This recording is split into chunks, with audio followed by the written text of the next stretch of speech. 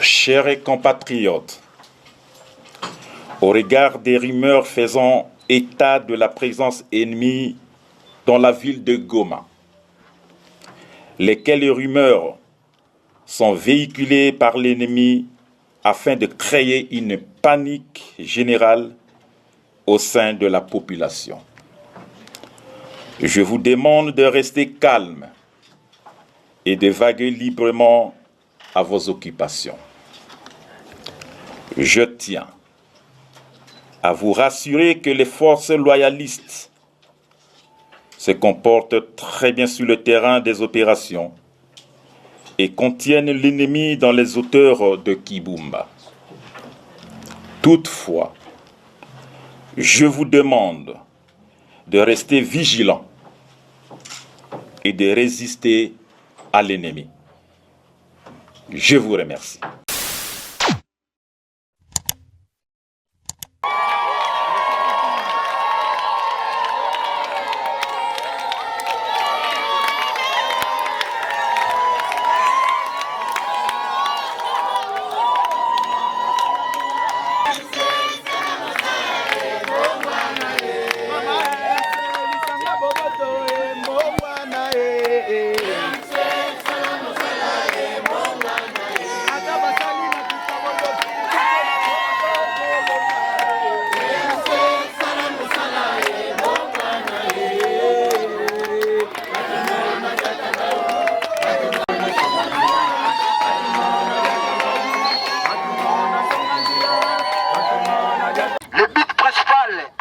La préservation de l'unité nationale mise à mal par la dictature de Mobutu.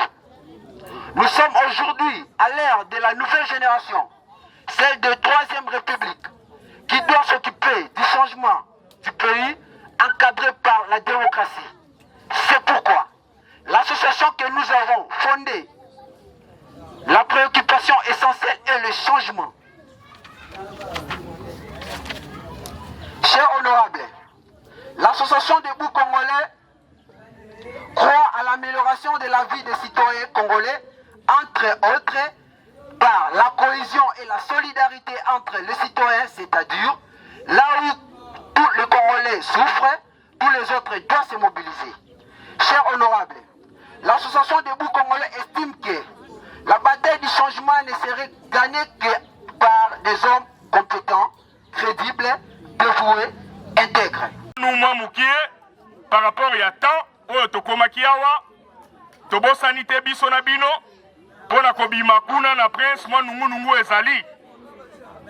Alors mais tolobaki ete ngai nakoya ngai moko te.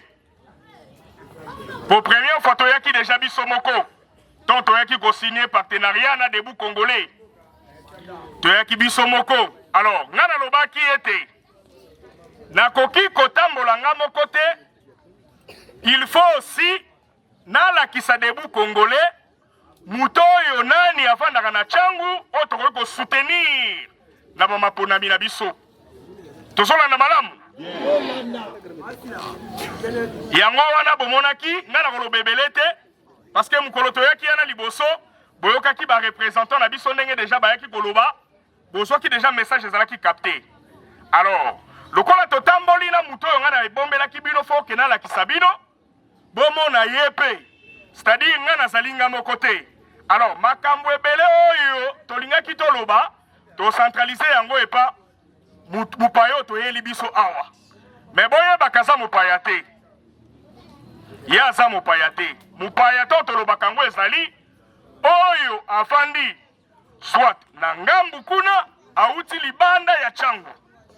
Mais muto tozo présenter bino awa biso tobengaka ye pont ya mai ya njili, c'est-à-dire pont ya mai ya njili oyo ayebi koniokwama ya bana changu moko na moko.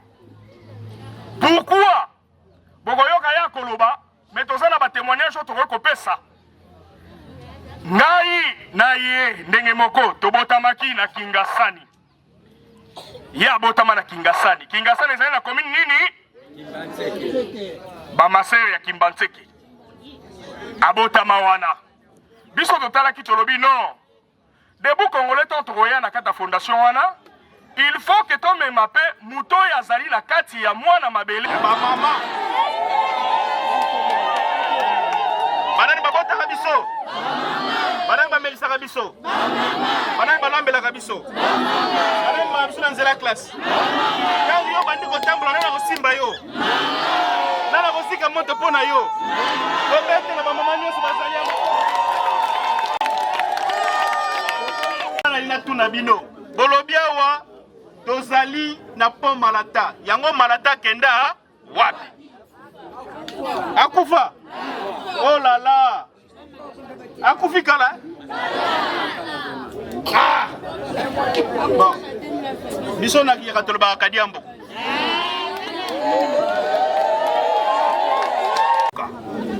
boyoka ngai bien mboka na biso Congo toza na ba problème ebele courant passe mai nzela kolia classe bana hôpital mambu makulu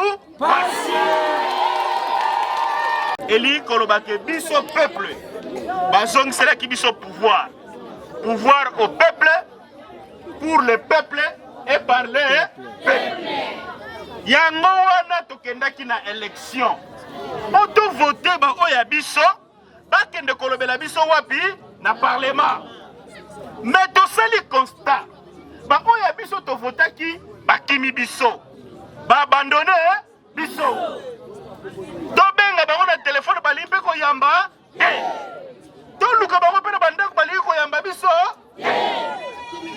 bakimi biso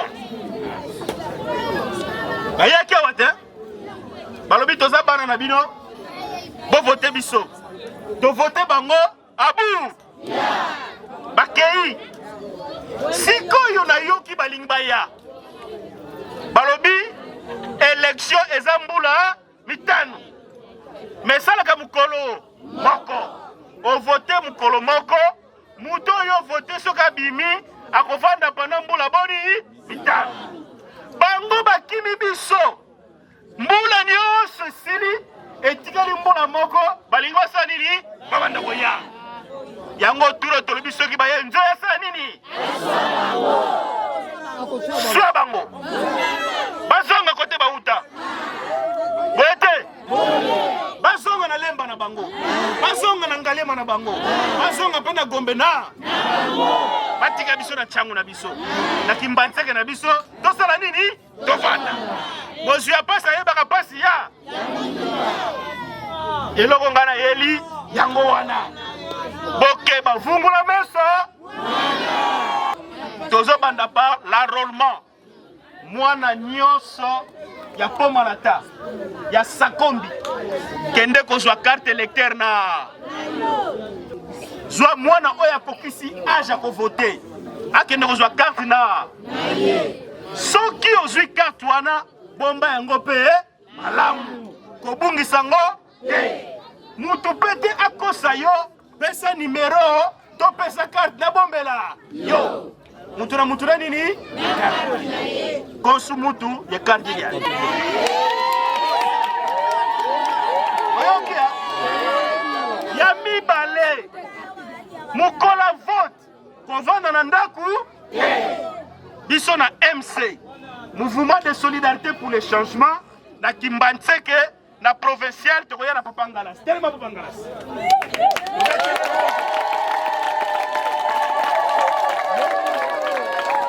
Papangalasi azali mwana na biso tokobwaka ye tozwi na provincial totiele ba fois bo yesu kabimi bopesinga makasi boyete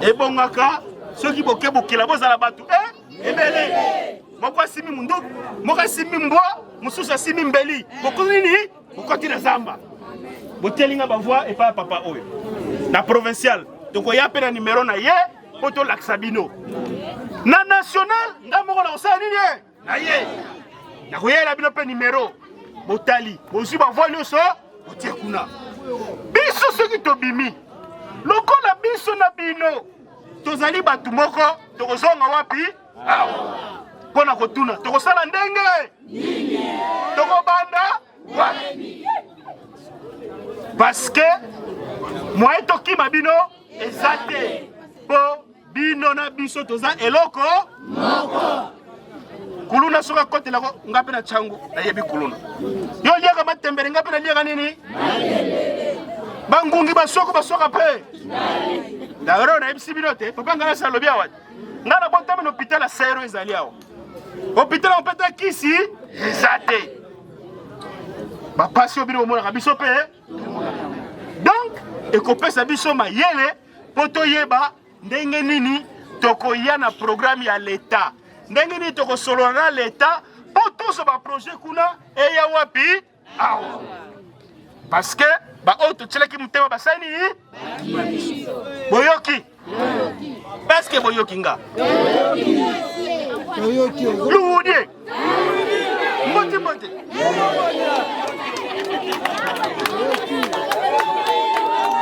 Délape ezate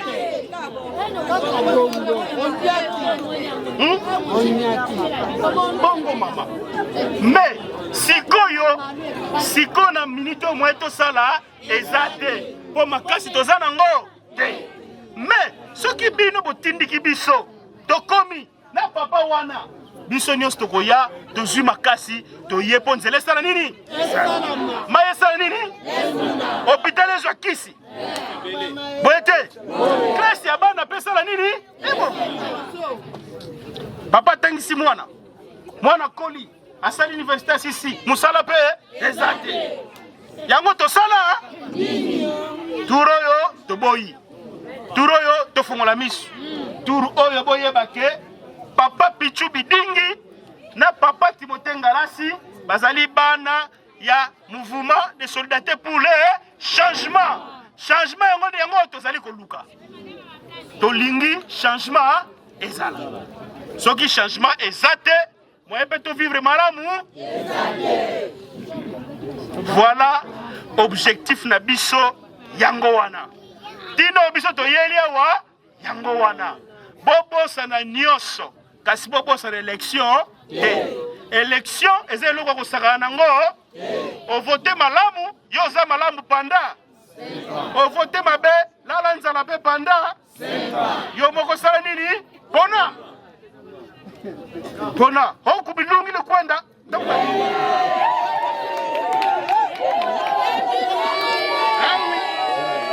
sokokena paradisa nini mais carte yo sala choix kasi biso toko décevoir bino merci bingi na tondi bino boto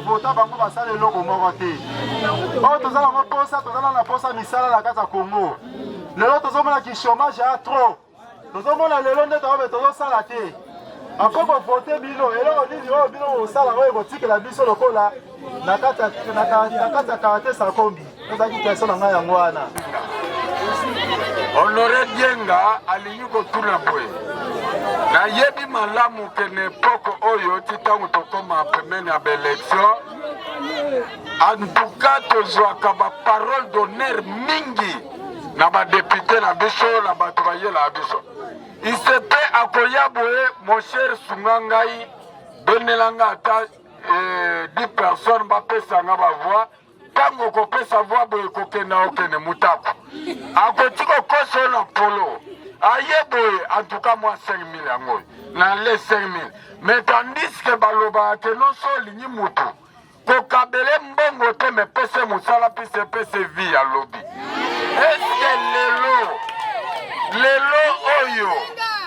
lelo oyo tozo yamba député na biso toyebi bien za mwana mboka pise toyoki basiloga mingi na munoko ya mboka en tout cas tosepeli mingi quand même mais l'état tosepeli tosengi pe boye en tout cas changement oyo ezala penze ya solo changement ezali kati na motema na ngai alors eloko tozoloba eza bo association oyo pote lelo ekoma bo tozalaka bamobilisatrice tozokosensibilize bato pote bakoma boye au juste tozosenga ete bino mpe bozala na susi na biso pamba te bato la fois passée bafingaki biso tozalaki na municipal mais lelo to remercier bino po ete boye bomimonisi bango mpe bamoni bino nde eloko eza na ntina botokende kino na suka ya molongo tosuka na nzela te merci toyomo tosali toye tosesoulage mpe aka nde ezalaka oyo nyonso asenga j'espère topesa o biso mpe tosenga eza mpe malamu asala nini apesa bongo te o biso tosenga esenga mpe fa mpe obiye mpe asenga epa biso tope kaka ndomba boye bavoi nyonso ezala yo ozali ya na un pan ntango omata mpe sui likolo un pan senga okomidea na de tobatali nouveau riche maboko bamonaka badepute bayaka bazwi bavo basali nini soki bake bazongaka lisusu wana tobenga yango les corbeaux et les renards. Hein? Les corbeaux et les renards. Nani corbeau, nani renard. Bino moko bosani boyebi. Menga na leko bisa bino boye. Moto moko te alingaka balongola ye musala. Soki olongoli ye musala otie na nini? Na pasi. Biso toyebi ke soki ba vote na 2023 vote mususu ekosalama na 2028 vote mususu mpe ekosalama ntina 2032 c'est-à-dire que soki ozwi lelo okimi bango na 2028 nani akosala nini akovote yo boye te yango moye tokima eza te ngai na kolukawa na papa ngala soki toye na 2023 bovote biso toye lisusu na 2028 bosali nini bovote biso ntango tokoye na 2032 bosali nini mpe bovote bino mais soki toye bino bovote biso mbala moko tokimi ekomi koko batuma mbao bongo te yo siko kozwa nini ya mibale nzete soki otie escalier mutamati akomi likolo abuki manga yo moto oza na se apesi yo te kosala nini olongola escalier yango makambo nazoyebisa bino badepute oyo nyonso bakima tosala nini tobengana bango eza boye te eza ndenge wana awa eza lisusu makambo okosa baninga verité verité boyoki nga merci mama yo ozalaki na municipal merci kasi tolobi biso na bino na debout congolais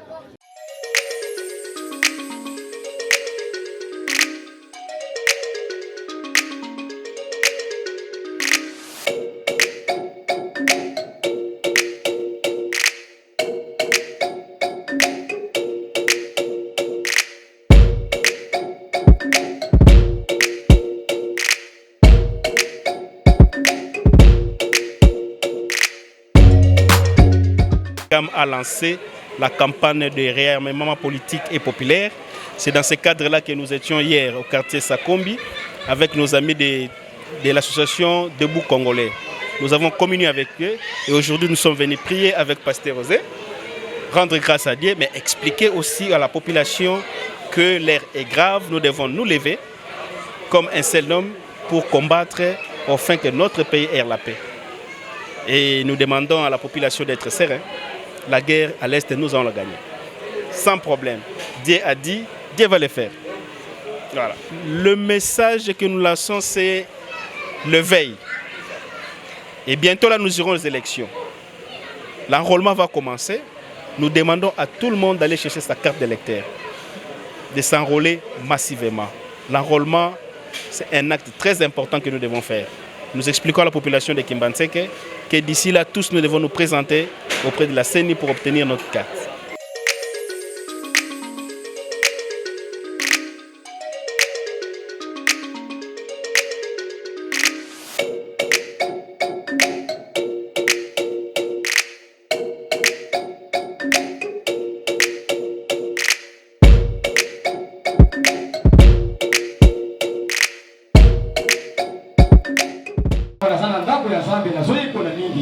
Est-ce que vous avez appris ce que le pasteur Osé a dit. Est-ce que le pasteur Osé a dit?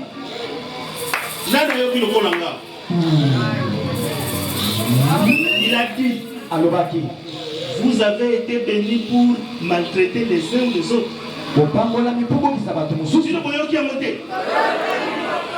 C'est profond.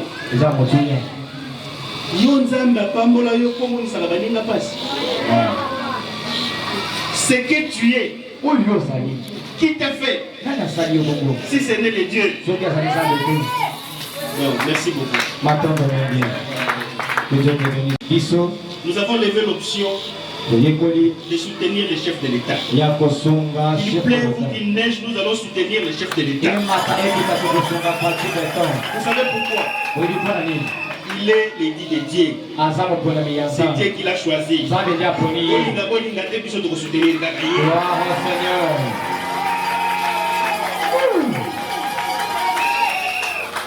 Bientôt, nous irons aux élections. Nous allons lui donner le deuxième mandat. Pourquoi nous allons lui donner le deuxième mandat? Il est congolais.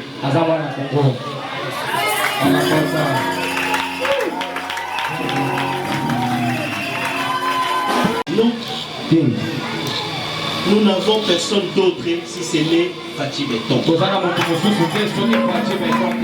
pourquoi je demande à l'église, s'il vous plaît, priez pour lui. S'il vous plaît, votons pour lui. S'il vous plaît, c'est notre fils. Comme Maye, Tobatelaye. Ceux qui sont Tobatelaye, nous sommes Tobatelaye.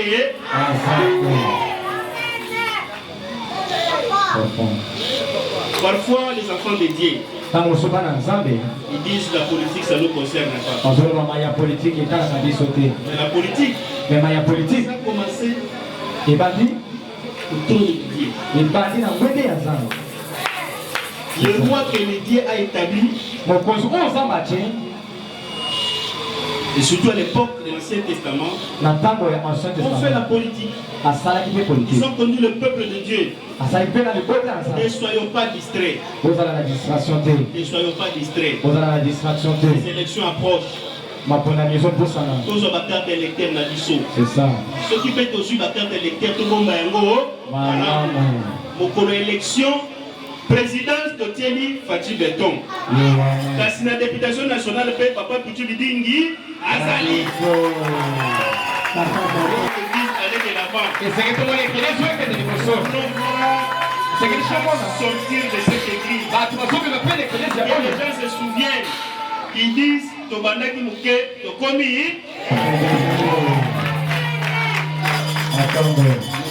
C'est le foie naïe. Foi à partir aux armes de Tchaounio, ce qu'on m'a dit. Nzambe, Asala Nengeyo.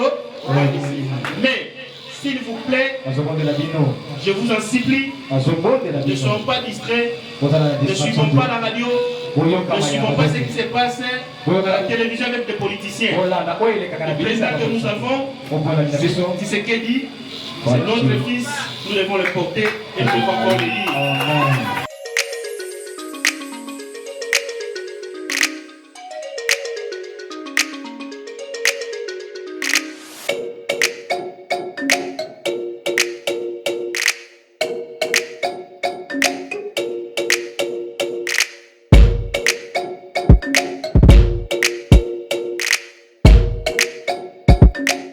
Nous sommes ravis pour ça, je suis vraiment touché et puis de voir aujourd'hui que les gens que le Seigneur établit à la tête du pays, ce sont les gens qui prient, qui connaissent Dieu, qui fréquentent l'église, ils ont besoin du soutien de l'église et aussi l'église est déjà déterminée à élire, choisir les gens qui sont dans les destins de Dieu. Donc nous avons aimé le passage de l'honorable Pichou. Donc ça nous a fait énormément plaisir et nous lançons aussi un message comme étant homme de Dieu, ministre de Dieu. La politique, ce n'est pas un péché, la politique c'est ce qui fait même l'existence. Même dans la Bible, il y a eu des rois qui ont dirigé. Du fait de diriger seulement, vous êtes déjà dans la politique, diriger un peuple, diriger un royaume, selon la pensée de Dieu.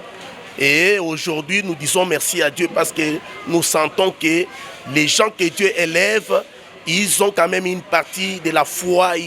Donc, ils croient aux choses de Dieu. Ils viennent à l'église. Ça, c'est déjà une grande bénédiction pour l'église. Et l'église du Congo, lèvons-nous pour soutenir notre président. On ne doit pas mâcher les mots, Fathi Béton. Nous allons les soutenir. Et aussi pour nous, nous avons aussi un fils de cette maison, honorable Pichou Biding, qui est aussi une bénédiction pour nous. En tout cas, merci beaucoup. Je ne dirais pas que c'était trop facile et je ne dirais pas que c'était aussi très difficile, mais c'était plutôt normal. C'était plutôt pas mal. D'abord, il y avait la dissertation, le français grand-mère, il y avait la culture générale et la mathématique.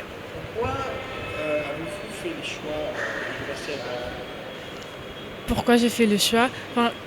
C'est parce que ça fait partie de meilleures universités privées ici au Congo. Et donc, c'est un peu ça. Ça s'est bien passé, très très bien passé, mais quand même, il y a eu certains points négatifs par rapport à la dissertation, parce qu'on est venu apprendre et on nous a posé quand même des questions très près de ce qu'on est venu faire alors qu'on est venu apprendre ça. Mais sinon, le test s'est bien passé, c'est quand même facile, j'ai vraiment aimé. Parce que j'ai entendu dire qu'on enseigne très bien le droit ici et je me suis dit pourquoi pas venir étudier ici. Je suis dans la faculté de la gestion informatique et je compte m'inscrire à l'université Révérend Kim. Ouais, le test a été plutôt passable. C'est question juste d'être un peu plus cultivé et essayer un peu de remémorer tout ce que nous avons eu à étudier depuis le début et jusqu'à présent. Tout se passe plutôt bien. Premièrement parce que ça a une bonne réputation et parce que beaucoup des élites ont eu à sortir de cette université. Voilà pourquoi j'ai plus préféré cette université, beaucoup plus pour la discipline, beaucoup plus pour la qualité de l'enseignement et la réputation, et surtout ça, la réputation, mais aussi, surtout, les grèves qui retardent un peu l'apprentissage. C'est quelque chose qu'il n'y a pas ici. C'est l'une des raisons qui m'a poussé à venir dans cette université. Je suis candidat pour la faculté de médecine, tout ça, et je suis venu pour ce test qui a été pour aujourd'hui. Donc, très facile. Rien de grave, tout ce qu'on a pu étudier à l'école, c'est ce que je viens de voir ici, et rien de grave.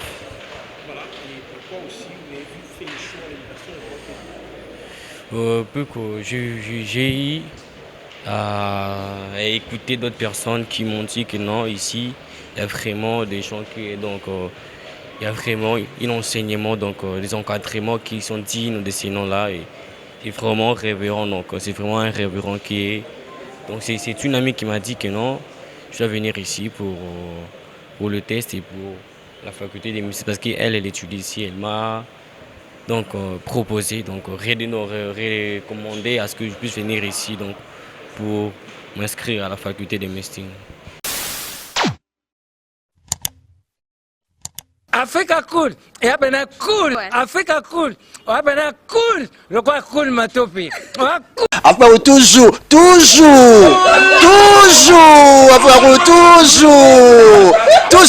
enfin, c'est bon. Et ça chaîne est bien, et puis vous êtes très rapide. Et ça très rapide, et ça chaîne mon co, bah quoi ça a bien confiance. En tout cas, nous avons na bato oyo nanu ba souscrire te bazwa. Donc, eza vraiment neti oyo balobakaki buka lelo, lamba lelo, lia lelo. Vous voulez le Congo pour que le Congo devienne cool, pour suivre les cool analyses, alors revenez et abonnez-vous massivement. Bobozala Moana. Massivement. Africa Cool, c'est la destination de prédilection pour une communication optimale. Africa Cool Télévision est une chaîne qui est en train de réunir toutes les tendances. Voilà. Donc les chrétiens s'y retrouvent, les païens s'y retrouvent, les politiciens s'y retrouvent, les femmes ménagères s'y retrouvent. Donc eza eloko na biso to sepela ranango yango chaque fois son aye na Kinshasa, il faut namona Africa Cool. Et au monde ba chaîne eza impartial. Le rôle babino vous méritez le soutien de la population ainsi que des institutions compétentes. Placer un petit mot par rapport à la récompense Oyo. Ah, je félicite très sincèrement Africa Cool. Voilà. Je n'avais pas opéré le mauvais choix. Voilà. J'avais recommandé, je me rappelle que je disais que c'était une destination de prédilection pour une communication optimale d'excellence.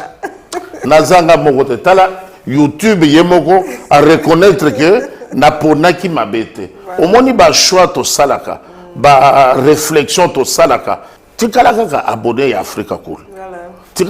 Comme ça, tu partages. Bravo Africa Cool. Merci beaucoup. Bravo Bino. Mutubo s'abonner parce que trophée Ezali à Bino, Ezali partagé. Voilà. Moi, je me sens aussi copropriétaire. Il y a un prix Oyo. Voilà. Bravo Africa Cool. Merci beaucoup.